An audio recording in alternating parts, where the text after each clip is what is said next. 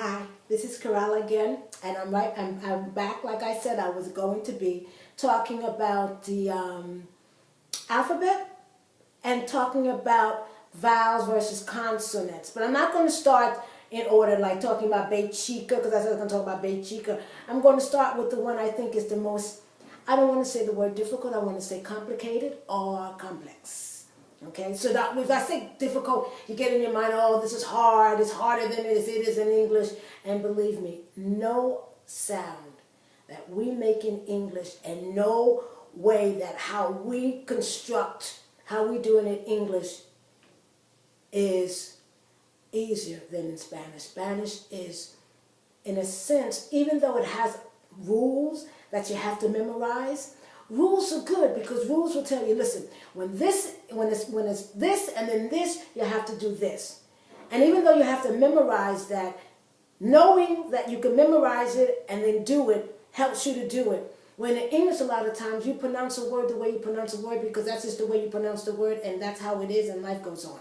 Okay, so I'm looking at the U and I have here the U.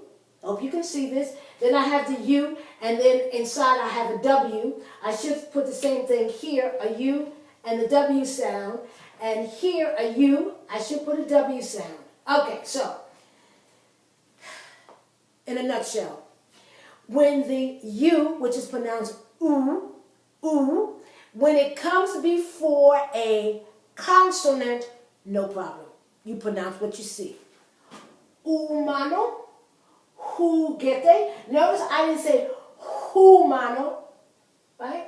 I said humano because that H is there only so the word doesn't begin with the U, but it's not there for sound. But juguete, there I do have the aspirated H sound because it's with a J of a J. Chula, ule, bruto.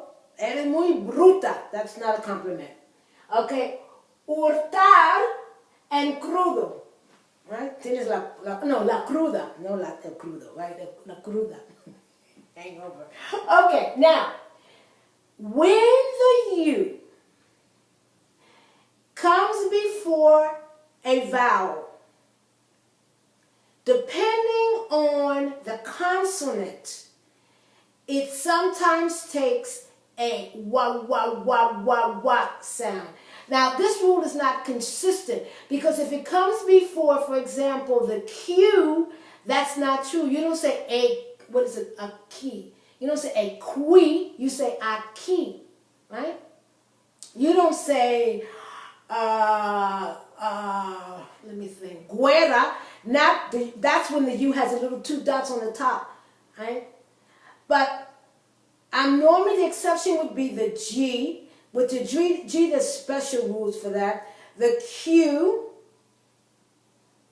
I'm thinking about those two letters, those two consonants would basically be an exception. But here it is in general. When the U comes before a vowel, and it really doesn't matter if the vowel is soft or hard. Hard vowels are A, O. Soft vowels are E, A. It really doesn't matter. What matters is that you pronounce it correctly. And the U is pronounced as almost like our W. Wa. So this is cual. Cuantos. You don't say cual. You don't say cuantos. You say cual. Cuantos. Juego.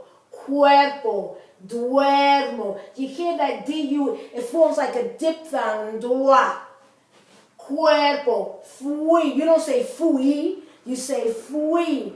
Fuiste, huevo, pueblo, suerte. The consonant, the beginning consonant, and the U form a diphthong, and it takes on like the letter and a W sound. So once again, I'll do it. Cual, cuantos, juego, cuerpo, duermo, fui, fuiste, huevo, no, excuse me, did I pronounce that H? Excuse me. Huevo, pueblo, y suerte. I hope I didn't pronounce that H. Not even a little bit. I tell my students, if I even hear just a little, it's wrong. Okay. Now, when a word begins with the U, and let's say that word would have only had the U, in Spanish it can't stand alone like that. And right after it comes a vowel, it doesn't stand alone. So it's an H is placed there, but only to be there, not for sound. So here we go. Huele, hueso, hueco, huevo. Notice that the U once again has that wa sound. I'm not going ooh. Huella, excuse me. Something's wrong sometimes. Huella, huelga. And my favorite word in Spanish, hueleguisos. I don't think it's used everywhere. I think it's only used like in Venezuela or maybe parts of Colombia, or parts of Venezuela and parts of Colombia. Hueleguiso, like a freeloader, a sponger, a mucho. I love that word, hueleguiso. Somebody who smells food is like, I'm on my way, I'm right there. Because when I was a college student, I think I wasn't a hueleguiso, but I would go to people's homes to eat when I lived in Mexico because people would cook so well, so good, and my cooking was horrible. Okay, so now, when you have the GU plus a hard vowel, the GU takes on that gua sound.